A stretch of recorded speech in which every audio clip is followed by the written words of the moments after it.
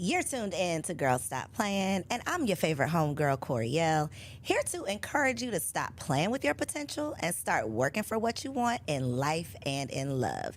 You already know that I'm bringing you the information and the conversations to help you make the money and get the honey.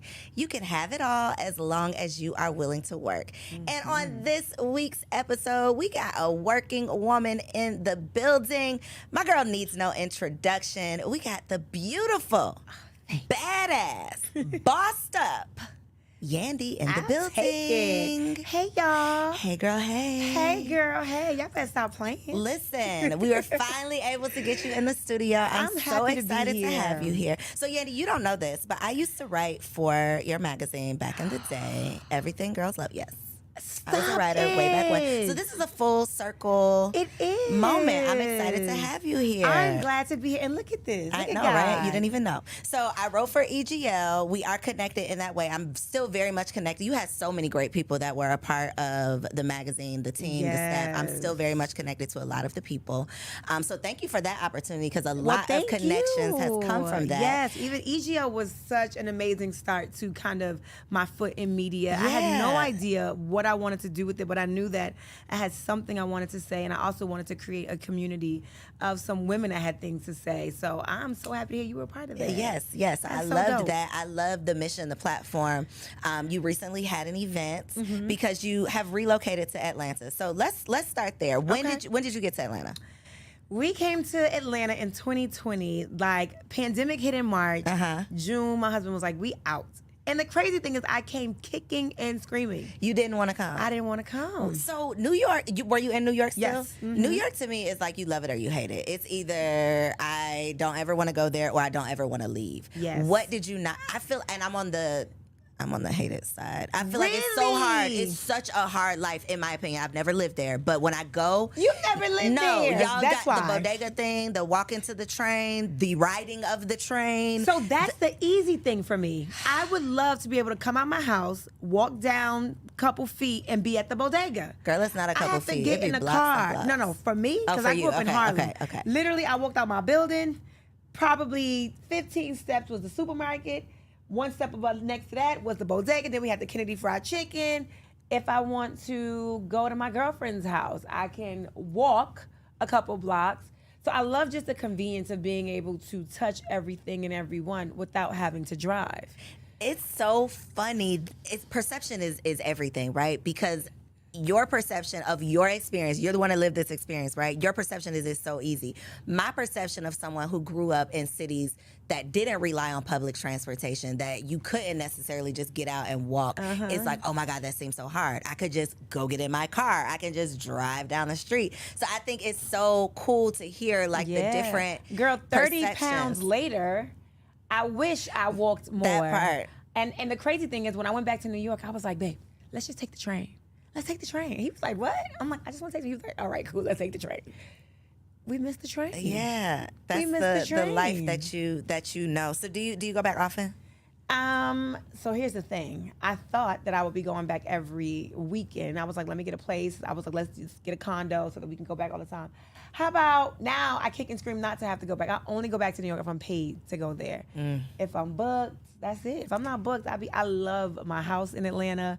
We've opened up several businesses here, so a lot of them thrive on the weekend, the restaurant, the skincare store. So I don't want to leave, and then the kids are in school during the week, so I'd be like, I ain't paying me, I'm not going. Yeah, so you definitely picked a very like iconic, historic location here in Atlanta for both of your businesses. Yeah. You invited me to be a part of the festival that you just had, and when we pulled up, I'm like, man, me and my husband were literally walking up because we got lost at first, and we ended up like in the mall part. And so we're like, man, can you just imagine when this was like at its height, the underground Atlanta, when this was like buzzing, you know, when it was like the place to be, just the how historic the space is. So the fact that you came to the underground, you have two businesses right next door to each other, which is genius. You're literally able to take advantage of the location and you know using one another to leverage each other. What made you start skincare and restaurant? Were those things that you were already doing? What was what was the So the I motive? think any entrepreneur or any creator, when you create something, it's to solve a problem, right? So for me, Yale Skincare was created during a time where I had two things going on. I was suffering depression. I had never gone through depression and recognized it. And part of that recognition was how my skin and my body was behaving to what my mind was doing to me. So I had dark spots, I had acne breakouts, my nose was peeling. I just looked bad. This was my second season on the show, and I remember having to pop pimples because I didn't want to go on the show with the whiteheads, and I'm like, then it would be a dark mark. So I would put tons of makeup so that you guys wouldn't see it or notice what I was going through. And I just felt like I got to a point where I was tired of doing that. I was tired of looking like that. And I was like, I got to do something. So I remember going into a really popular chain store, and I saw that, one, I didn't see representation.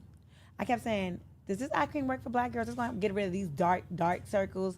I'm like, is this going to help my dry skin around my nose peeling? And the fact that I had to repeatedly ask every time she brought something, the cleanser, the toner, the eye cream, and I had to say, you sure this works for brown skin?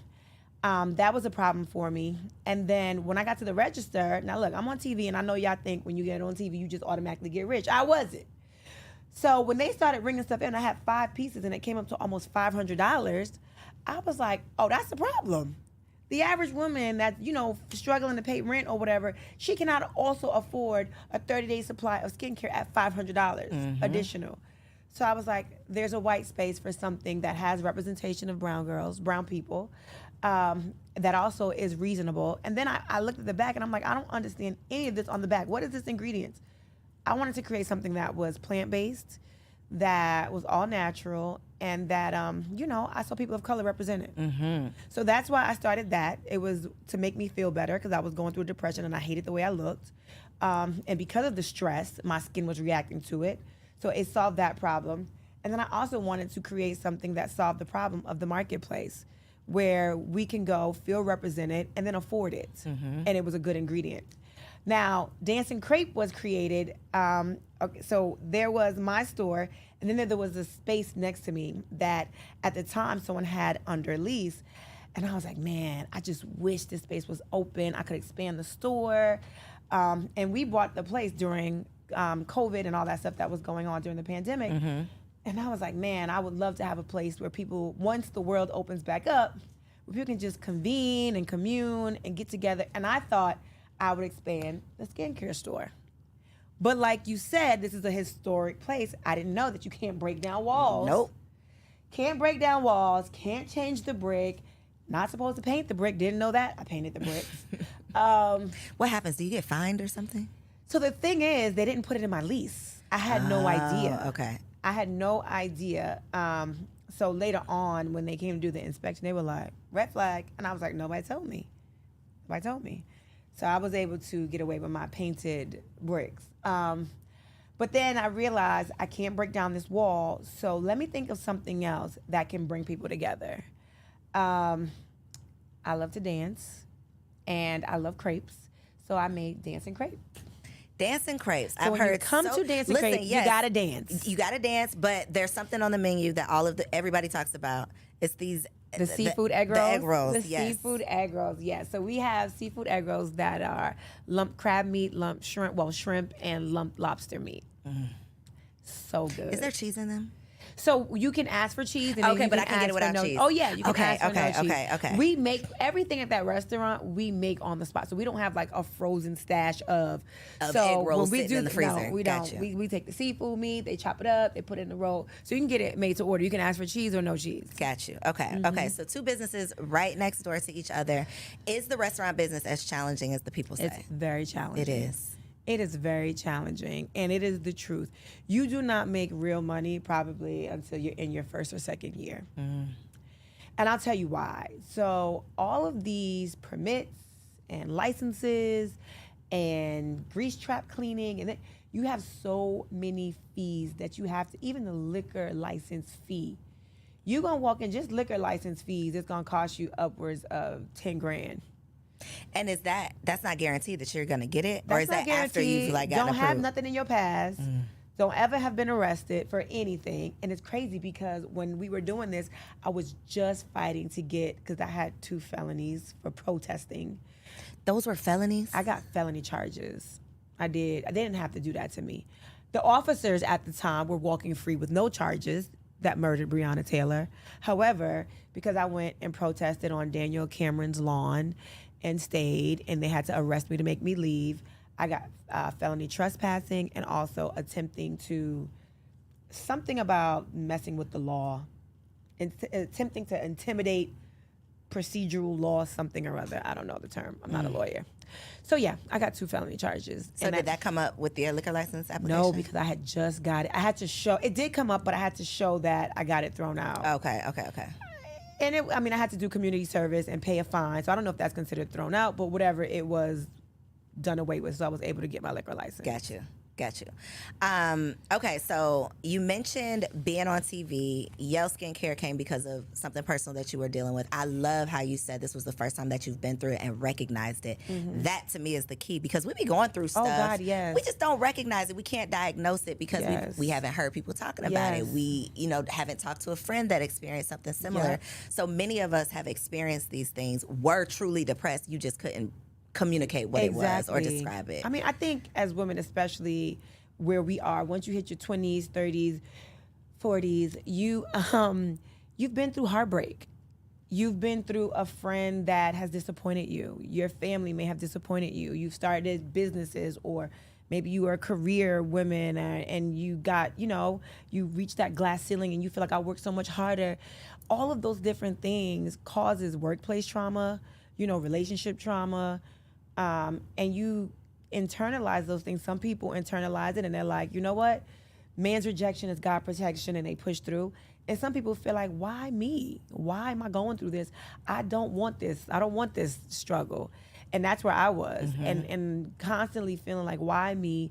Not seeing a way out of it, not feeling like anything is ever going to get better, not ever feeling like I'll get through this. That was depression. How did you get through it? What did you say to yourself or do in that moment? I couldn't say anything. I could not say anything. I couldn't do anything. It was the village. It was not me. I did not have the capacity to do or say anything. I remember, I got friends, man. Thank God for my friends and my manager, this woman, LaToya Bond. Hey, Toya. Yes. You got to get out the bed, Yandy. You got to get out. You're going to get through this. And I was like, no, I'm not. I'm never going to get through this. You're going to get through it. You will. Constantly telling me that. And I'm like, no. And then even having friends come over, turning on the lights. Come on, get up. Walking me to my shower. Taking off my clothes. Washing me. Like that. Meanwhile, trying to be on TV, trying to save face so they don't know what's going on or how I'm really feeling. And not even really being able to turn on the lights. And then on top of that, I had a newborn and I was breastfeeding. And when your body is not functioning right because your mind's not functioning right, you can't create milk. So that was another thing. I got a newborn and I'm not even able to do what I need to do for my newborn. There's no feeling like you can't feed your child. Ooh. That's looking in your baby's. I mean, there's no. I've never cried on this podcast, and today's not going to be the day. Yes. But there's no feeling like putting your breast in your child's mouth and nothing comes out. Oh my God. And knowing, and it's such a difference when I was able to. It's different that when part. Like you sit there, and some people in the hospital, you're trying, and the doctors are like, it will come, don't worry. And some people just, it never happens. But when you know that this is the only way your baby knows how to eat, I've never given my baby formula at that point. My baby, of course, wasn't eating any food or, that's all my baby had to survive. And I didn't know. Why can't my body do this? That's a thing, and it is not talked about. It was, and that is what layered on top of whatever I was going through. And that was the ultimate. And then it just got to be like, I can't do that, right? Why? Mommy, my mother lived, at that time, I lived in a condo. My mother lived 4 floors above me. I was like, Mommy, please. I can't do it.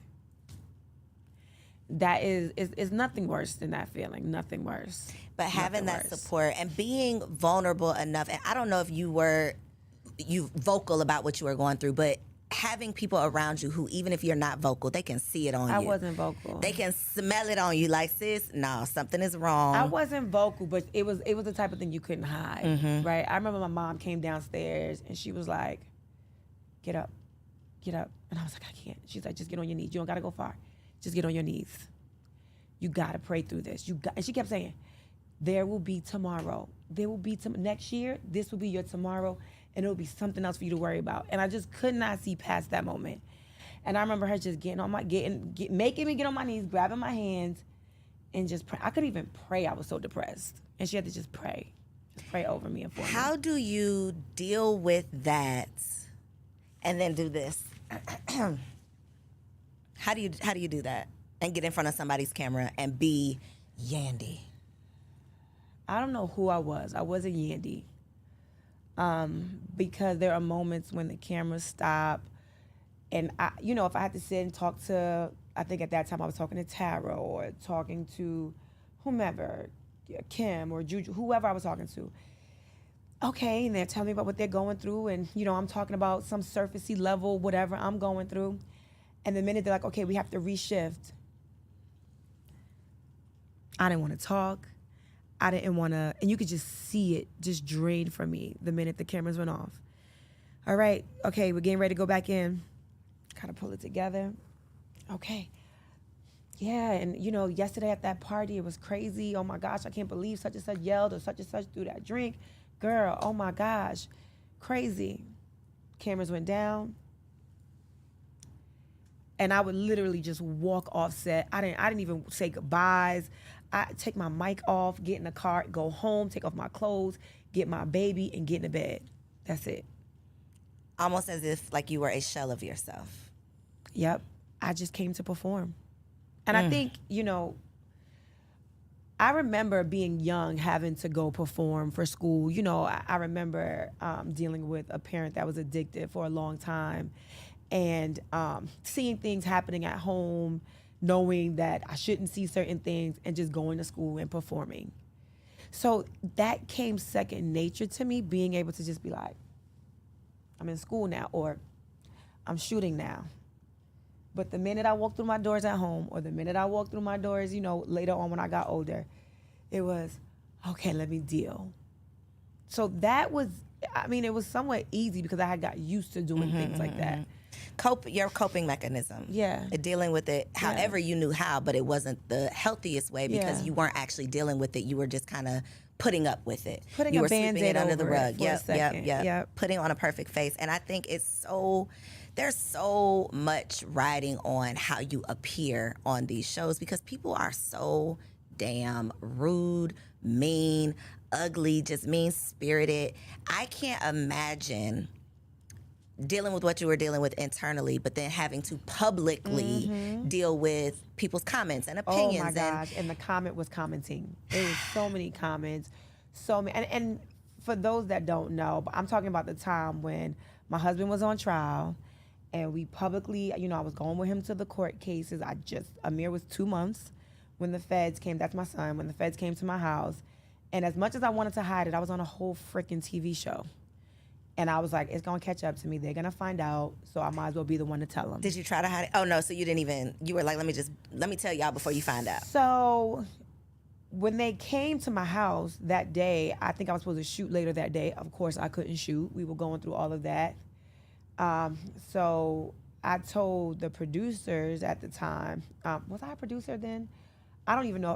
Can't even think back if I was still a producer at that time. But I remember talking to Mona, who at the time was like a partner, a mentor, a friend. She used to be my boss, but at this time, I had stopped working for her. And I told her what happened, and I was like, do not tell anyone at all. And she was like, okay, are we covering this on the show? I was like, no, we cannot cover this on the show. Did you feel some type of way she asked you that? I didn't feel a type of way because that's my life. It was my life that was happening in the moment. And you sign up for these shows to show your real life. So I was just like, let me process, let me process all that's happening. This is my best friend, my man, the father of my new baby, dealing with this. And then I also knew that at that time I had EGL, which is Everything Girls Love. We were heavy in the mentoring young girl space. I had all these young women that were working for me or that looked up to me. And I was like, how do I put one foot in front of the other? And, you know, I didn't know what the perception was going to be of me. You know, when you are connected to someone that has to go through the justice system for any reason, there is a target. It's like the scarlet letters on you now too. So I didn't know what was going to happen. I didn't know, you know, if the feds were going to look into, which they did. They looked into all my finances, the things that I owned. And I had no idea how things were going to play out. Even though I knew that I did everything by the book and I did everything right, I was at that time somewhat familiar with how this justice system works for people of color.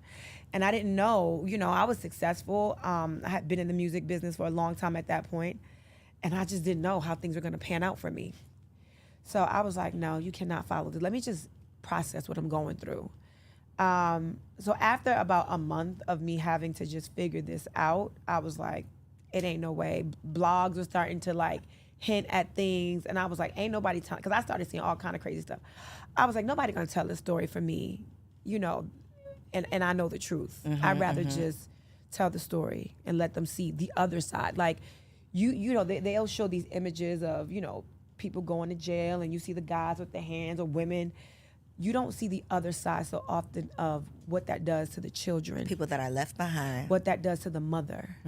What that does to that you know, whomever, that community of people that raised you or fought for you. And sometimes, like in my husband's case, some of these charges are well after, you know, that was something from 6.5 years ago before I even was with him. And I'm like, dag, why is this my fate now? You know, we've built a life together. We built a family. I don't got nothing to do with that. Right. This is affecting my life. And you know, I felt like I would do the world a disservice by not letting them see what my life is going to be like as a single mother. Do you think that the show agitated the situation at all? Or do you think they just were truly just documenting what was happening? Documented, what do you mean? Do I feel like they agitated? Do you feel like they were, they made it more than it had to be? They showed it in a light that they didn't have to? No, not that situation, not at all. I mean, they showed my husband, they showed us driving to turn himself in. They showed him saying goodbye. I think little Mendecees was 6 or 7 at the time. That was literally the morning he was going to turn himself in. And at that time, he was turning himself in. We didn't know for how long. And this is before the bond hearing. This is before, we had no idea of anything. And the newspaper was saying he's facing 10 to 25 years. Based on nothing. Based off of what, you know, the charges were. So we didn't know. We really just did not know. So even me, you know, looking at him kiss this 7-year-old and then seeing him hug. And I remember Amir was crying. He was only, at this time, by the time my husband turned himself in, I think Amir might have been 4 months. I think it took 2 months before he actually turned himself in. Kissing Amir goodbye. And Amir was crying profusely, just crying. And I was just trying to hold it together because little Mendecees looking at me. I'm trying to be strong for my husband. And I was in shambles on the inside. And it was real. The show, like, they knew that he had to turn himself in, I think, like, by 8 o'clock in the morning. So the camera guys and the producers got there at, like, 5. So they saw us getting up, getting dressed, me cooking breakfast. So this was, like, me literally cooking my last breakfast for my husband. At that time, he wasn't my husband, but for my boyfriend, right? Cooking my breakfast, seeing him kiss the babies. All of that was just, like, it was just so much. That seems so traumatizing, Yandy. It was. To go through it, period. Yeah. To go through it on camera. To go through it, maybe have a little bit of closure, and then it comes out on TV. That was the worst part of it all. That part, it's like, I got to relive this. Yep. And y'all got to see it, and you're going to ask me questions about it, and I'm going to see you talking about it, and you're going to have opinions. And Yep. And the blogs, oh my gosh. There's one particular blog that to this day, I still, like, if I see them on the red carpet, I'd be like, nope, thanks, I'm good. I ain't fucking with you. I ain't forget. I ain't forget. And it was, she was so mean and horrible, and the things that she would say, oh, that's good for nothing, you know, people like him, and she should have known better. Did she go to Howard? You would think Howard would give her a better education. You're talking about the father of my child. These are You're talking real about the person that I people. love. These are real people. I mean, horrible. And then, like, look, I always, like, the first episode of ours on the show was at a baby shower. I was pregnant, and he's like, I'm going with Vado to this party. You know, I'm managing Vado. I got to go do this. And I'm like, I got this big old belly. We got all these gifts. He's like, your father's going to help you do that. And, you know, some of that kind of stuff is situational because he actually did help put the stuff in a U-Haul. But it was a party that he was going to that they were following. So they cut all that stuff out, and they followed that. So she's like, I knew he was good for nothing when he left her at that baby shower to deal with it by herself. He's a good for nothing. No. I was like, oh my gosh. So when I say did the show agitate it, that's what I meant. It's the show knows the whole story, but they want to show, oh, well, he left her and didn't. You know, that's what I feel like. Is there a lot of that goes on? The crazy thing is when that was shot, because the whole having to go away didn't come out till towards the end of that season. So when that episode was probably shot and cut, they didn't even know this was coming. They didn't know that was coming. So did it agitate and make him look a little like he ain't care? Yes, it did for sure. And he's super caring. But I think that was just, you know, sometimes they want to paint these men as having a million things going on. They had no idea what was to come, you know, so I can't blame that on the show. But yeah, it's hard. The comments are hard. The perceptions are hard. The assumptions are hard. And definitely these blogs and people with the comments and all that will break you down even more. I had to log off and turn it off. I had to just mute the noise. What do you do now? What's your coping mechanism with the comments now? Well, if I see myself, even if it's good, right? They're like, you know, who wore it best or Yandy stunt, whatever it is, I don't even read the comments. You don't even want to? Oh God, no, not about me. I'll, you know, tune in somebody else's stuff. But when they could go and talk about, I think Beyonce is perfection. You know, I think Rihanna is perfect. When I can see comments where they going in on her and the way they used to go in, they go in on my baby Amir's hair. My baby loves to wear his hair out and big. That's it. They be talking about your baby? My baby's hair. My baby's hair, yes. So I'm like, girl, they talk about Blue Ivy's hair, and she's fierce, okay? Baby got Grammys, okay? So this is the kind of thing that is just like, you know, you got to just... I've learned, and I think Mona might have said this first, if you don't know them personally, don't take it personal. That's it. So, one, I don't read if I see myself. So those of you that are out there that go in when you see me just because you don't like me, and that's fine. Just know that I don't even see your comments. I ain't reading that shit, no way. You performing for everybody else because I don't see it. I don't read it. I don't read it. I don't see it. That is so mature of you. Yeah, I got to protect my mental health. I got to protect my space. I don't want to be thinking I'm ugly. She got a big nose. Her feet look ugly. And then, girl, tap on that profile because what? Man, where you get your contacts from? I mean, how long you never going to switch the color of those contacts? Jack, those contacts are so played out. This is what I hear. Every day I hear this. Now, on my page, I'll read the stuff. So if you come to my page, I might tell you a little about yourself too if you say something negative. Like, I've had to say so many times, like, they're not contacts. My baby boy, since he was a baby, he's had, why would you put contacts in your baby's eyes? My baby don't have contacts. So I guess when it's silly little things like that, that it's just like, this has no merit, then I could see you being like, girl, okay, I'm not even gonna worry about that. Right. Yeah, because y'all are just tripping, minding my business. When all of the things were coming down with Mendecees, did you ever once, because y'all weren't married, was there ever a question of you holding him down while he was gone? Yes, every day. Every day. I didn't expect you to say that. You wanted me to lie? No, I didn't expect that to be your truth. Every day it was hard. It was hard going on those visits. It was hard going on those 5-hour drives after my club hostings or booking from here to there, speaking engagements, then driving because I wanted to make sure my baby saw him often, like on the weekends often. Valentine's days were super hard. My birthdays were hard. Christmases were hard. Halloween, how long was he gone in total? Trick-or-treating was hard. Collectively, like 5 years. Oof. Yandy. Yeah.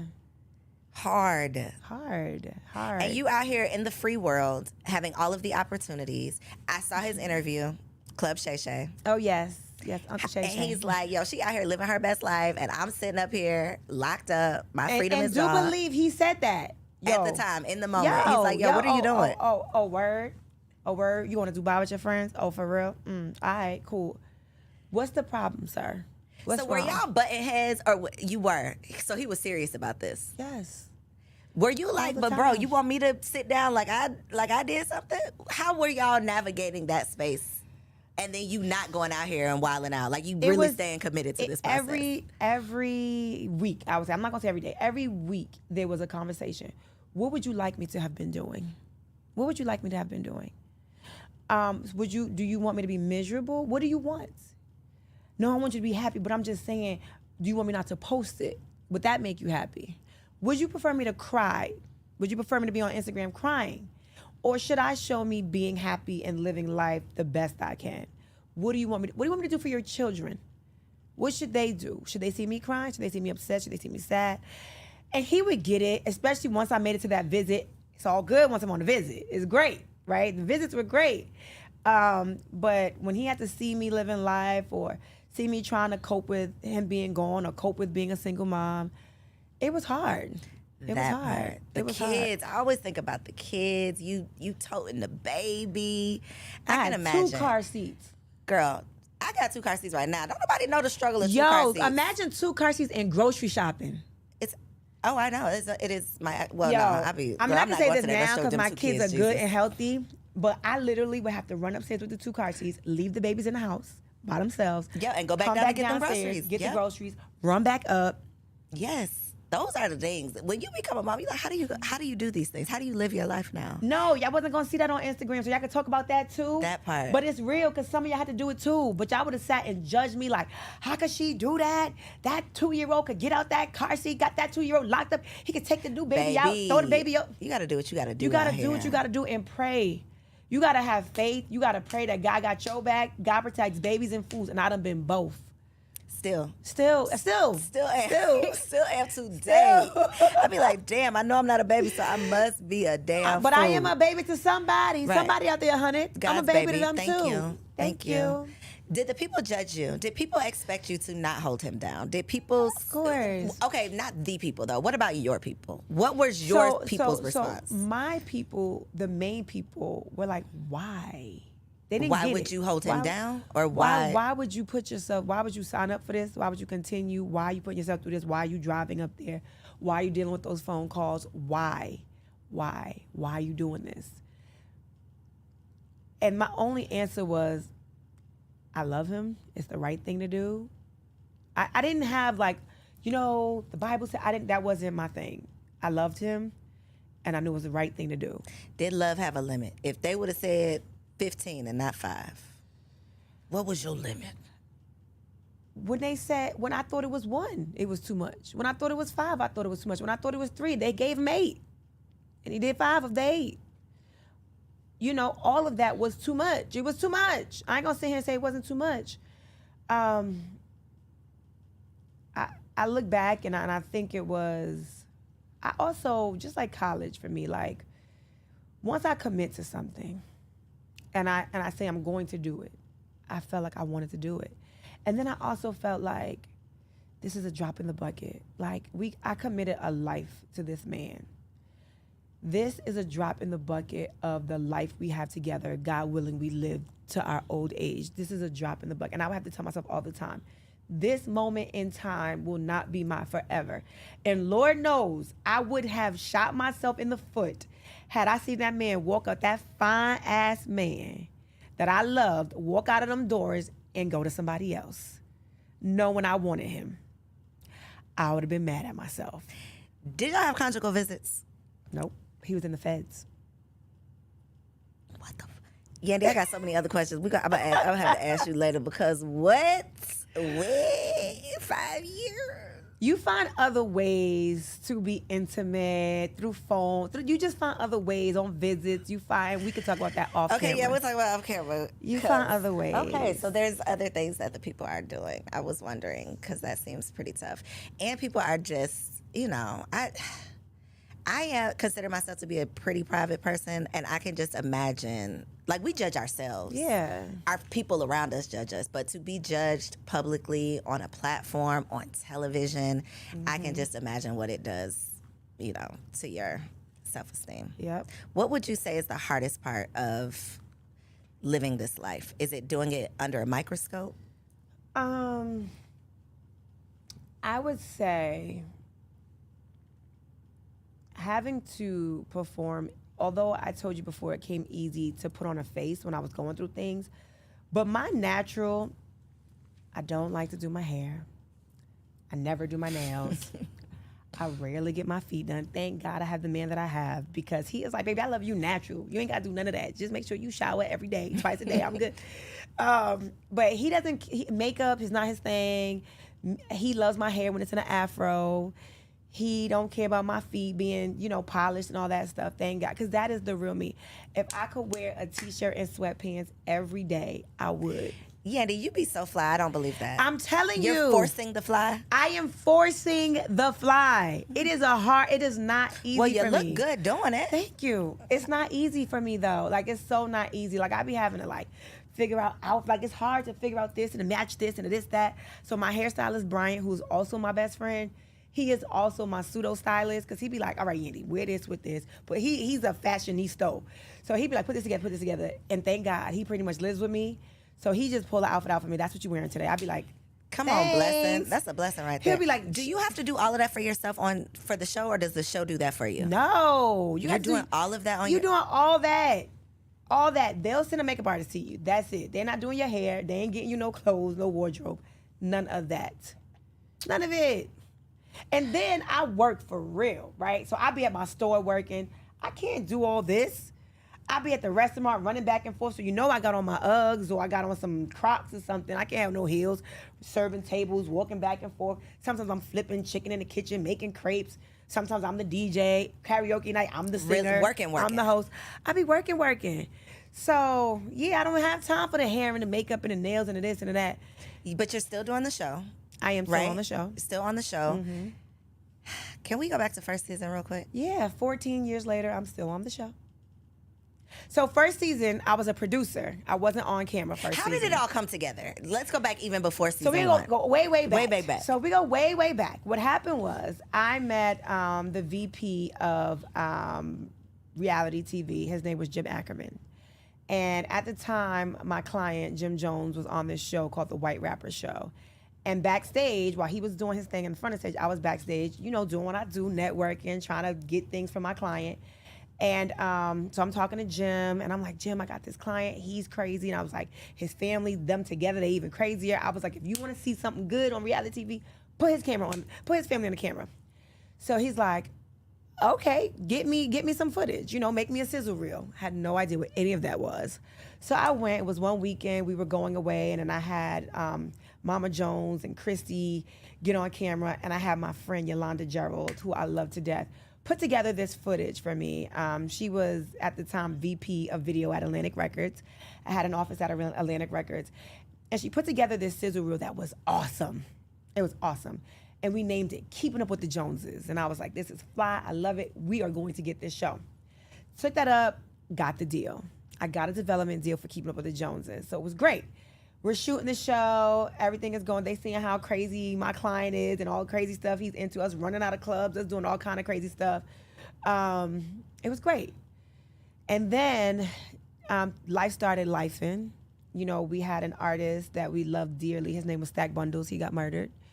Then another one of Jim's artists, Max B, got sentenced to some crazy amount of time, like 60 to 70 years or something. And reality TV, of course, they want to capture that. So they're like, okay, we're going to capture you going to Stack Bundles' funeral. We're going to capture you, following Max B, going to his first court date. And Jim was like, no, this was real heavy emotional stuff for him. And for me, as the producer, and I'm like, Jim, this is what they need. Like, we're shooting this show. So we were constantly like this. And he's like, you need to get these cameras out my face. And I'm like, this is what we signed up for.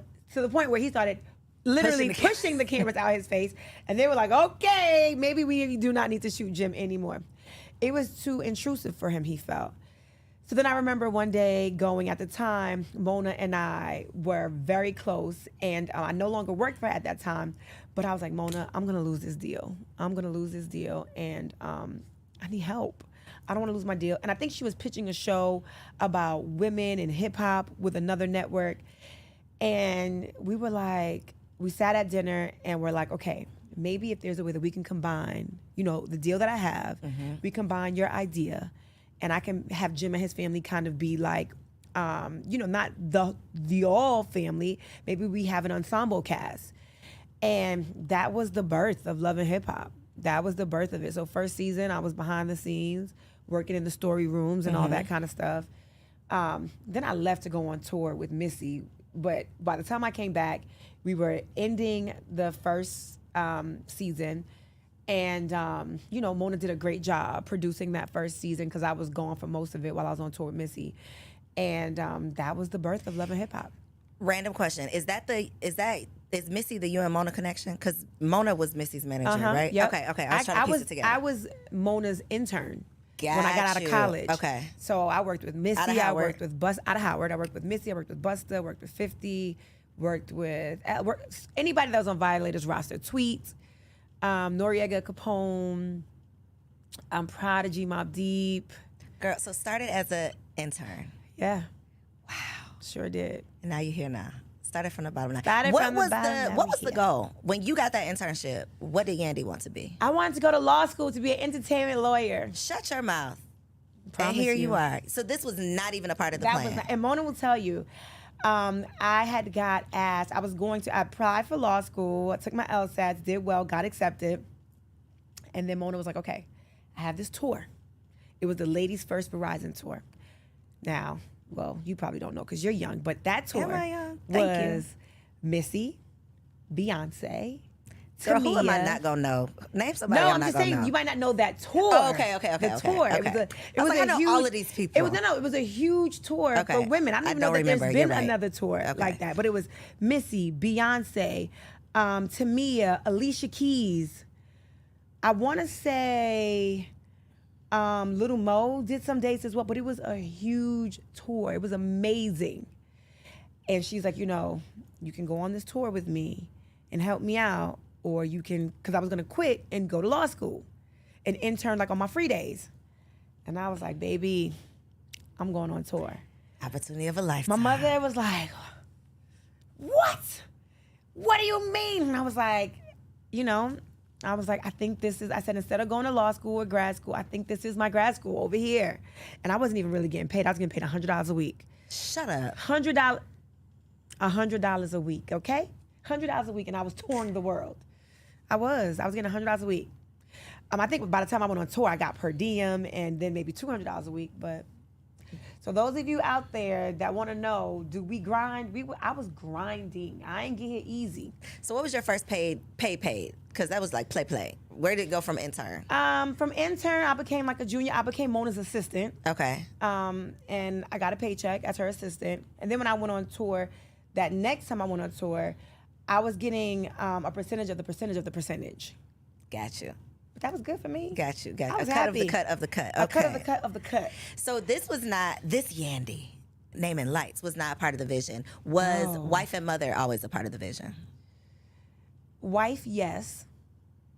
Mother was somewhere long down the line when I'm 40.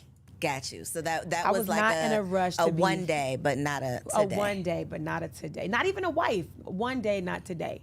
Because I was so excited. By the time I started getting my own management clients, like my first client was Jim Jones, right? And then I started doing so many other artists. And I was like, I was on tour with him sometimes 3 months, 2 months, 6 months. You know, my life was not my life. Mm-hmm. So waking up, trying to make sure he's good, making sure the businesses were good. Then I was working at Atlantic Records. I had no time to think about being a real girlfriend. So I had the boyfriend, I had Mendecees, I had just several. A little roster. I had a couple different things happening at that time. But one thing I was not doing was I was not fraternizing with anybody I've ever worked with. When I started first season, people was like, yeah, I know you and Chrissy got it going on because you mess with Jim. When I tell you me and Jim ain't even hug, like, it was so, our relationship was like real bro, like we was bros, right? It was nothing. Like, we didn't even look at each other like that in no possible way to even be like, come here, let me hug you. It was like, get out of here. I definitely want to ask if y'all really had beef, or was that like a reality beef? Jim and I? No, you and Chrissy. So the crazy thing is, the way it started was her saying, let's act like we got beef. Shut up. Yeah, and I was like, absolutely not. Because I always knew that if I acted as if I had beef with you and it got disrespectful, I really couldn't say what I want to say, acting, because Jim would get mad, and then that's my client, that's my bread and butter. So I was like, this acting is going to be one way, because you're going to be able to say what you want to say to me, and then I'm going to take it. I'm going to have to just take it. I'm going to have to eat that. And that's not my personality. So I'm like, nah, I'm good. And I'm silly, right? So my personality is to be silly. So I think when the opportunity came for like little things, like, here's a mother-in-law book, like get along with your mom. I didn't think that was bad. I'm like, here, I want you and Mama Jones was my girl. So I was like, I want y'all to be good. And then when the song came on that Mama Jones made, I was like, I thought that was funny. I'm thinking she gonna laugh because we was laughing all the time. She did not laugh. She ain't laugh. She ain't find it So that funny. was real beef. Okay.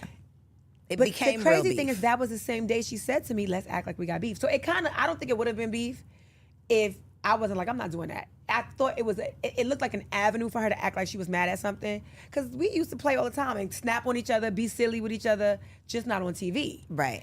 So I was like, girl, my whole attitude all the time was like, girl, you're not really serious. You really mad? You mad?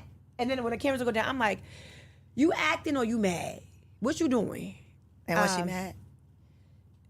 It was like, let me just keep this up because I already said I'm not doing it for real. So it was like, let me act like I'm mad. And then it turned into a real thing. Like, Now we really beefing. oh, okay. you mad. Interesting. It got interesting. This is my last reality TV question, because I feel like we always see what we see, but then we always hear like the residual effects of real life that reality TV has.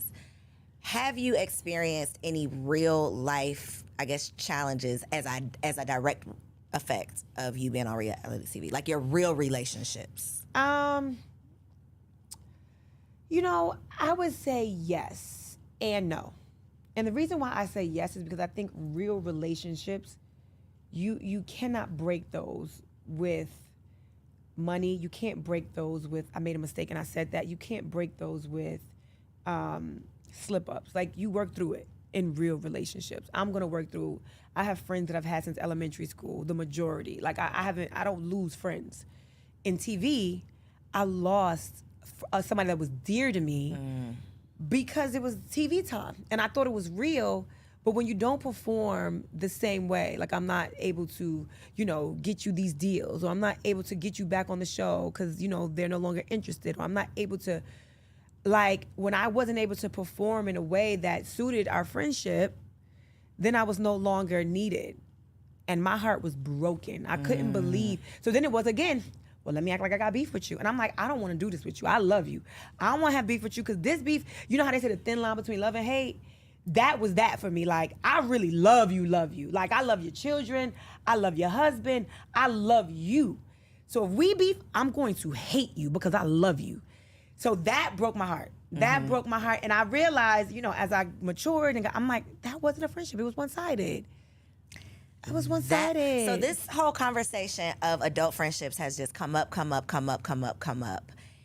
And that what you just said is what I feel like is on the backside of any friend breakup. It's like, well, you start doing the math and you start thinking back, rolling down memory lane, and then you like, wait, I were was doing we this? really friends? I was also doing this. I was also making sure this happened. I was also making sure this didn't happen.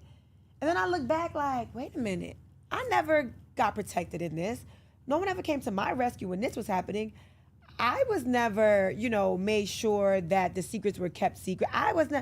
It was like everything was fair game when it came to me for the sake of TV, for the sake of, let me make sure my spot is secure. And when that spot wasn't secure, it was like, now I'm going to come for you because that's going to get my spot back. If I act like I don't like you, now I'm back on TV. Or now so it was like, yo, you really took it that far? And that's when I realized, like, we really not friends. All this time I was loving you. I'm a damn fool. I've had plenty of those moments that I was like loving you. You was busy. that. It was that. And that is as painful. Well, I don't want to say as painful because people deal with things differently, but that can be as painful as a romantic relationship. Yeah. And sometimes more painful depending on, the history, It was how much of my painful. business you know. It was painful. The things we've been through together, all of Yep. those things. Yep. It's tough. It was. Another thing that's really tough that I can relate so much to you with. We did the sesh. Shout out to Pinky. Hey, Shout girl. out to Pinky. One of the things that came up in the conversation was like mom guilt. Was running around town, doing all of the things, going after our goals, being these superheroes, and struggling to not beat ourselves down for the way that we mother. Yeah. How has your experience been managing? Because I think balance is like bullshit. I don't really think that exists. sure. But managing all of the things, Yeah. having to show up and be the Yandy that so many people need, but then also finding time to be the mom that your children need. Yeah. I had to just relinquish the thoughts and fight my brain on the whole mommy guilt idea. Balancing is a lie. It's a myth. It doesn't exist. Prioritizing exists. Being deliberate with your time and intentional with your time exists. And that's what I had to do. I had to just really be intentional with the conversations I have with my children. Listen, I gotta go away. But I'm going away to do this, that, and the third, because you wanna go to that camp, right? You wanna make sure you go to acting school and you wanna be in football, and mommy and daddy have to work if that's what's going to happen. And then if you have questions about mommy's work, you can come with me. You can travel with me, but you're gonna have to sit and be good. I put up a post the other day. I was like, Amir, I'm gonna take you with me to work, because he has so many questions about why I can't do this and why I can't bring him here and why I can't run around with him and his friends, take him to the swimming pool. I said, you're gonna come with me to work so you can see why. I took him to the Yale store. From the Yale store, we went to the restaurant. I had him serving tables with me. From there, I had a speaking engagement, had to get in hair and makeup. I went, shout out to E.T. Thomas. I went to the hip hop preacher. He had me booked, and Amir came with me there. And then from there, we had to go back to the restaurant because it was packed.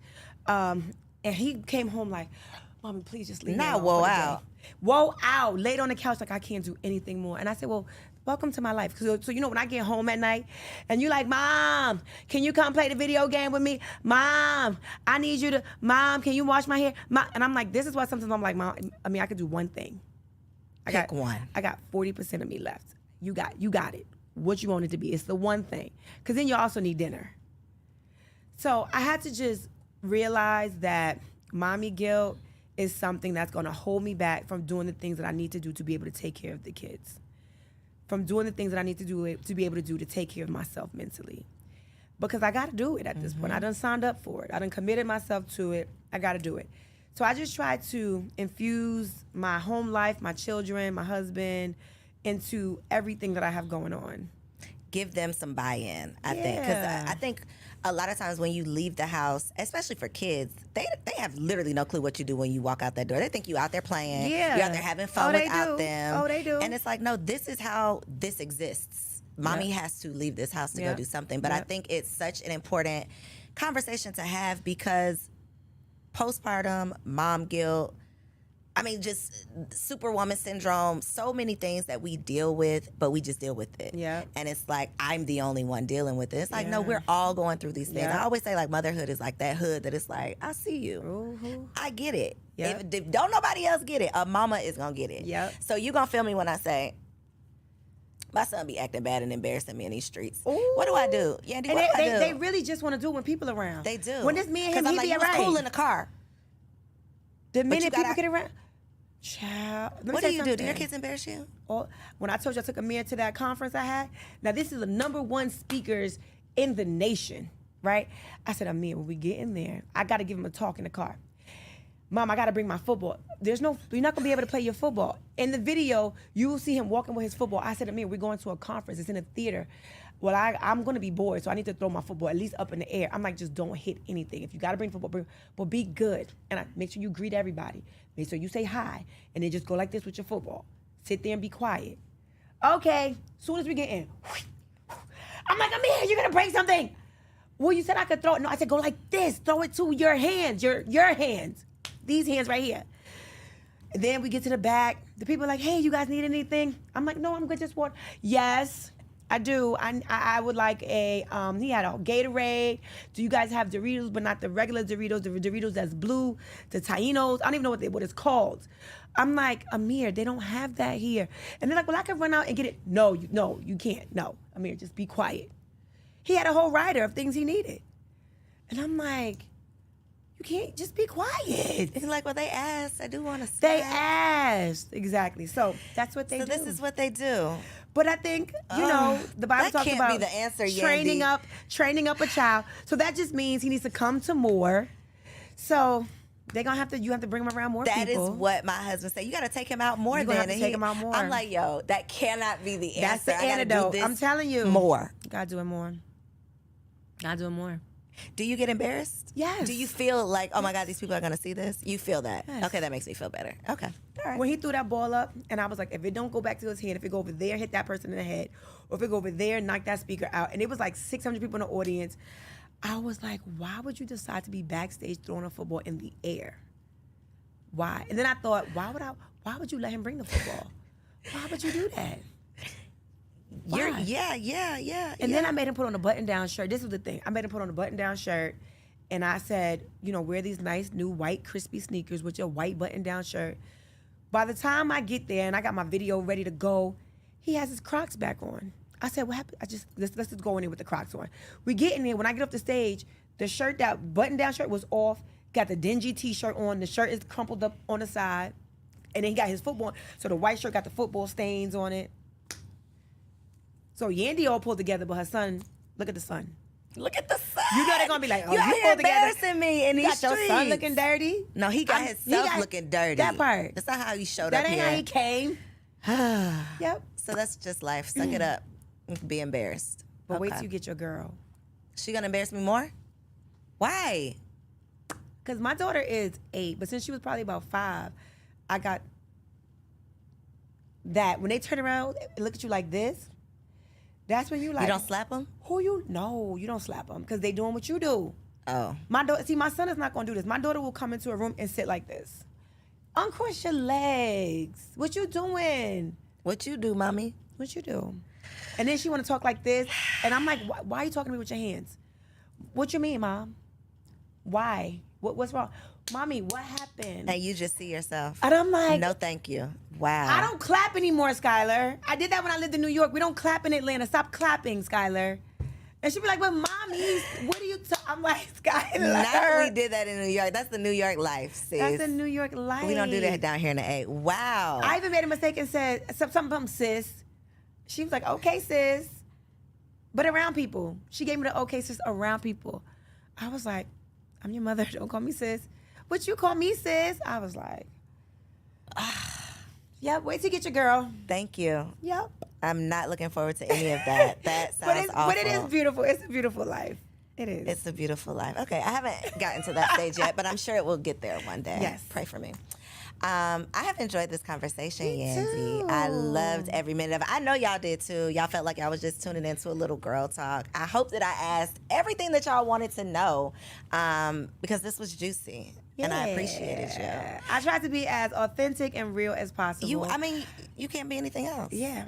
So for the people who are here in Atlanta, where can they get these seafood egg rolls? Ooh. Like, how can they get Yell Skincare? That's global, though. Yes. Anywhere with Wi-Fi, Yes. right? Anywhere with so Wi-Fi. let them know. Look right there in that camera and tell the people. So if you are in Atlanta or if you're traveling or you want to travel, make sure you come to Dancing Crepe. We are at the Underground Atlanta, which is 68 Pryor Street. Come, and then right next door is a Yell Skincare store. But you don't have to be locked into coming to Yell Skincare, the store. You can also order online at www.skincare.com. Yes, we will make sure all of that info is down below in the description. Check out the show notes. Make sure that you share this episode with a friend. All of y'all that thought y'all knew Yandy, y'all ain't know nothing. Y'all ain't but know, y'all y'all ain't know found what I out talked today. about here. They gonna learn today though. You gotta use this as a clip. Listen, today we went deep. I talked about some things I've never spoken about. She asked that real question. Did you really hold it down? And I gave her my real answer. She also asked me, did I want to? And I just give you a hint. I told her no. So make sure y'all tune in because we had some real conversation. Come on, girl, stop playing. Yes. Come on down. Make sure you subscribe to the channel so you don't miss out on any more bomb episodes. I love y'all, and I'll see you next week. If you enjoyed that episode, make sure you subscribe to the channel so you don't miss out on any upcoming content. And take it a step further and go ahead and join our private community over on Patreon because it comes with some pretty bomb perks, including early and discounted access to our upcoming events, behind-the-scene exclusives with some of your favorite guests, the opportunity to call in on an upcoming show, the chance to vote on topics and guests for brand new shows, and I'm even giving you unlimited access to my vault of business classes where I'm teaching you everything from Airbnb to developing digital products and everything in between. And you can get access to our Patreon for as little as $5 a month, okay? Get in where you fit in, and I'll see you on the inside. Peace.